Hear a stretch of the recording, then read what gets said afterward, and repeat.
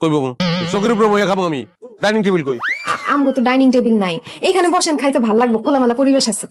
কথা কিন্তু সত্য, এইখানে আমি বহু বছর ধরে খাই। বসেন, সাথে বসে খাই। আপনার আমি তো এক না, আমি আলাদা। আমি এখানে বসে খাই না, আমি ডাইনিং টেবিলে খাই। জায়গাটা চেয়ার, ওই ভূমিকম্প চেয়ারটা কই? ভূমিকম্প চেয়ার? আরে ওই যে চেয়ারটা লড়ে, এটা কই? ও চেয়ার দিয়ে, চেয়ার। থাক, লাগবো না লড়ে এটা।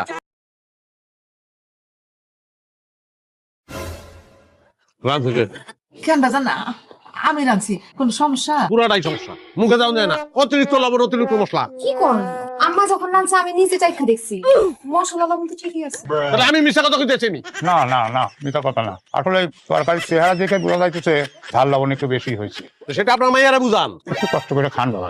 হ্যাঁ, কষ্ট করে তো খামু। তার রান্নার গতিগত তার মায়ের মতন, অতিরিক্ত নুন, অতিরিক্ত মশলা।